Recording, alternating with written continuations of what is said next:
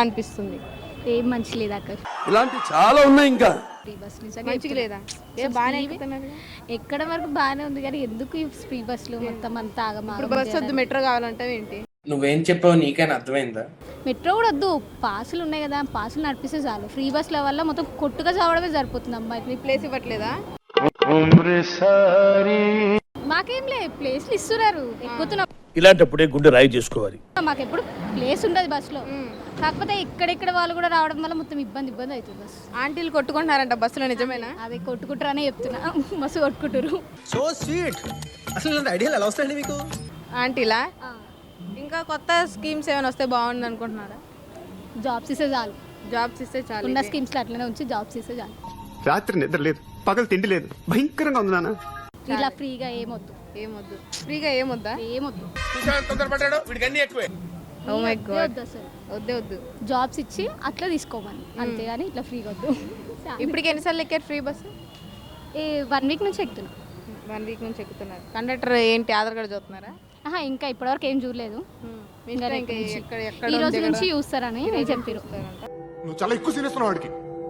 ఇవ్వచ్చు, పర్లేదు. ఓకే. మీ ఫ్రెండ్స్ అందరూ పిక్నిక్ ఎక్కడికి వెళ్దాం ప్లాన్ చేసుకున్నారు, బస్సులు ఫ్రీ కాబట్టి దగ్గర లైన్ లో ఉండు, నువ్వు లైన్ లో ఉండు. ఇవిడెవడో బంపర్ ఆఫర్ ఇస్తున్నాడు, లైన్ లో ఉండు. ఫ్రీ లేకపోయినా మేము ప్లాన్లోనే ఉంటాం. అబ్బాయిలకి ఎలాంటి పథకాలు వస్తే బాగుంటుంది అంటారు? పాపం మీరు ఎలాగో ఫ్రీ బస్ ఎక్కుతున్నారు, వాళ్ళకి ఏముంటే బాగుంటుంది అంటారు? వాళ్ళకి కూడా ఫ్రీగా ఇస్తే బాగుండు. అంతకు మించి ఒక్క మాట ఎక్కువ మాట్లాడితే నీ నాలుక చీరేస్తాను. అందరికి ఫ్రీగా ఇస్తే బస్ స్టాండ్ ఉండదమ్మా. మరి అందుకే ఫ్రీ వద్దు, మాకు కూడా తీసేస్తే చాలు. అబ్బాయిలకి, అది కాలేజ్ స్టూడెంట్స్కి, వాళ్ళకి బస్ తక్కువ చేస్తే బాగుండు. తక్కువ చేస్తే బాగుండు. నీ ఆవేదన అదేనా? అంతేగా, మరి వాళ్ళు కూడా అంబికా దర్గారు బట్టి ఆవేదన ఏంటంటే అబ్బాయిలకి బస్ పాస్ తగ్గించమని మనస్ఫూర్తిగా కోరుకొని కన్నీటి ప్రార్థన చేస్తుంది. ఎడమాక సరే తరలే, ఎన్నెన్నో అనుకుంటాం, అన్ని జరుగుతాయి ఏమిటి? మొన్న ఎవరో అమ్మాయి గెటప్ వేసుకొని అబ్బాయి బస్ ఎక్కాడంట. అవును, రీల్స్ లో చూసి. కాబట్టి కూర్చునేటప్పుడు పక్కన చూసుకున్నాడు అమ్మాయి అబ్బాయి పోవడం చాలు, కానీ అవన్నీ ఏం చూస్తాం. మా సైడ్ నుంచి అయితే ఎవరు అట్లా రారు. ఏమో ఎప్పుడు ఏం జరిగిద్దో తెలియదు కదా.